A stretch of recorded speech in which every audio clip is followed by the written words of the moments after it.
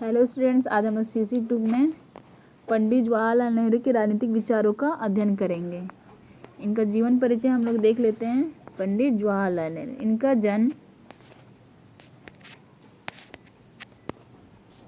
14 नवंबर 1889 ईस्वी को इलाहाबाद में होता है। इनकी मृत्यु 27 मई 1964 को नई दिल्ली में हो जाती है। ये देश के प्रथम प्रधानमंत्री थे और 27 मई 1947 से लेकर 27 मई 1964 तक ये देश के प्रधानमंत्री उसी पद पर देश के प्रधानमंत्री के पद पर ही रहे। इनकी प्रमुख रचनाएं हैं मेरी कहानी एंड ऑटोबायोग्राफी, विश्व इतिहास की झलक और भारत की खोज, डिस्कवरी ऑफ इंडिया। ये बहुत ही इनकी फेमस पुस्तक है और UPSC एग्जाम के जो भी स्टूडेंट तैयारी करता है इस बुक को जरूर पढ़ता है। और ये कंपटीशन एग्जाम में पूछता है भारत की खोज। ये बुक इंपॉर्टेंट है।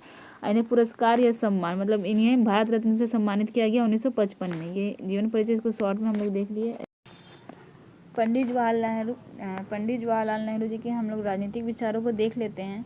वे हॉब्स लॉग रूसो की तरह से कोई ये राजनीतिक दार्शनिक नहीं थे, फिर भी उन्होंने समय समय पर राजनीति के क्षेत्र में विषय में जो भी अपनी विचार रखे हैं, गुटनिरपेक्षता, लोकतंत्र, समाजवाद, विदेश नीति, अंतर्राष्ट्रीय क्षेत्र में उन्होंने विचार रखे हैं। राजनीति विचार में उनका हम लोग अध्ययन कर सकते हैं। फर्स्ट उनका पॉइंट है लोकतंत्र के समर्थक। ये उनका मानना था कि जो भी लोकतंत्र है केवल राजनीतिक क्षेत्र में ही नहीं, जीवन के प्रत्येक क्षेत्र में पाया जाता है। जीवन का लोकतंत्र का मतलब होता है जनता के लिए समान अवसर की उपलब्धता कराना, खुली प्रतियोगिता रखना, सभी को समान अधिकार देना। तो उनका मानना है कि लोकतंत्र केवल राजनीतिक क्षेत्र में नहीं, जीवन के हर क्षेत्र में होना चाहिए, इसलिए उन्होंने लोकतंत्र का समर्थन किया है। सेकेंड पॉइंट है संसदात्मक पद्धति के समर्थक। वे लोकतंत्र में संसदात्मक पद्धति के समर्थक थे। उनका यहाँ पे यह मानना था कि जो भी समस्या उत्पन्न होती है उन समस्याओं का समाधान हम संसदात्मक पद्धति के माध्यम से ही कर सकते हैं, इस बिना हिंसा का सहारा लिए हुए शांतिपूर्ण तरीके से। उसमें वाद विवाद के जरिए, विचार विमर्श के थ्रू, अविश्वास प्रस्ताव के जरिए, संसदात्मक पद्धति के माध्यम से सभी समस्याओं का हल शांतिपूर्ण तरीके से हो सकता है, उनका यह मानना था। थर्ड पॉइंट है समाजवाद, लोकतंत्र और समाजवाद का समन्वय। उनका ये मानना था कि जो भी उन्होंने लोकतंत्र समाजवाद दोनों का समन्वय किया, सम्मिलित रूप में अध्ययन किया है। और भारत में लोकतांत्रिक समाजवाद की स्थापना का ध्येय रखा है। उन्होंने माना कि जो भी लोकतंत्र केवल राजनीतिक विषमताओं को दूर करने की ही बात नहीं करता है, आर्थिक विषमताओं को भी दूर करने की बात करता है। और लोकतंत्र समाजवाद का समय यहाँ ये इस वर्ड को इसलिए रखा गया कि क्योंकि लोकतंत्र राजनीतिक समानता की बात करता है, वहीं समाजवाद आर्थिक समानता की बात करता है। और नेहरू जी ने इन दोनों के बीच के रास्तों को अपनाया है। लोकतांत्रिक समाजवाद दोनों की ही स्थापना का ध्येय इंडिया में रखा था। फोर्थ पॉइंट है प्रधानमंत्री के रूप में। प्रधानमंत्री के रूप में उन्हें अपनी कल्पना को साकार करने का अवसर मिला। पंचवर्षीय योजनाएं चलाई देश के राष्ट्रीय विकास के लिए, भारत को औद्योगिक क्रांति का घर बनाया, गुटनिरपेक्षता संबंधी सिद्धांतों को अपनाया, पंच समझौता चीन के द्वारा किया गया और भारत में औद्योगिक अर्थव्यवस्था के सुधार के लिए बहुत सारी नई नई योजनाओं को अपनाया गया। फिफ्थ पॉइंट में हम लोग देख सकते हैं व्यक्ति और राज्य के संबंध में उनके क्या विचार थे।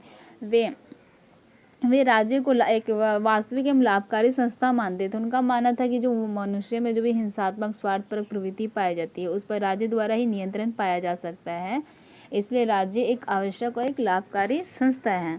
6 पॉइंट है आर्थिक स्वतंत्रता। वे राजनीतिक स्वतंत्रता के साथ साथ आर्थिक स्वतंत्रता की भी बात करते थे। मतलब आर्थिक क्षेत्र में भी स्वतंत्रता देने की बात करते ताकि जो भी देश का आर्थिक डेवलपमेंट हो वो तेजी से हो सके, इसलिए उन्होंने कहा है बिना आर्थिक स्वतंत्रता के बिना राजनीतिक स्वतंत्रता संभव नहीं है। 7 पॉइंट है अधिकार एवं कर्तव्य। पंडित जवाहरलाल नेहरू अधिकार एवं कर्तव्य को एक ही गाड़ी के दो पहियों के समान मानते थे। उनका मानना था कि दोनों का अपना अपना महत्व है। अगर आप अधिकार की बात करते हो तो आपकी कुछ अपनी ड्यूटी भी होनी चाहिए, एक के बिना दूसरे का अस्तित्व नहीं है। 8 पॉइंट देख लेते हैं हम लोग का क्या है। 8 पॉइंट है राष्ट्रवाद। वे पंडित जवाहरलाल नेहरू उग्र राष्ट्रवाद, धार्मिक राष्ट्रवाद की बात नहीं करते हैं, वे उदार राष्ट्रवाद के समर्थक थे और उनका मानना था कि राष्ट्रवाद व्यक्ति की प्रकृति में निहित होती है। अपने देश के प्रति निष्ठा एवं भक्ति रखना ही राष्ट्रवाद है। लेकिन राष्ट्रवाद का मतलब ये नहीं समझ जाइएगा कि आप लोग वे अंतर्राष्ट्रीयता के विरोधी थे। वे राष्ट्रवाद को वहीं तक समर्थक थे जहाँ तक वे मतलब अंतर्राष्ट्रीयता को ठेस ना पहुँचाए। 9th एंड लास्ट पॉइंट है अंतर्राष्ट्रीयवादी के रूप में। पंडित जवाहरलाल नेहरू अंतर्राष्ट्रीय क्षेत्र में विश्व शांति के समर्थक है, गुटनिरपेक्षता की नीति के माध्यम से, जिसे हम लोग देख सकते हैं। और उन्होंने उनका राष्ट्रवाद अंतर्राष्ट्रीयता का समर्थक था। और उनका यह भी मानना है कि अगर राष्ट्रवाद अंतर्राष्ट्रीयता के लिए बाधक है तो उस राष्ट्रवाद को कहीं एक्सेप्ट नहीं किया जा सकता है।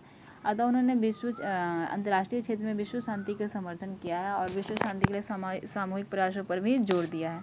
तो हम लोग को राजनीति विचार में इतना ही देखना था, और भी आप लोग इसमें पॉइंट्स ऐड कर सकते हैं। Thank you student, I hope आप लोग को समझ आ गया होगा।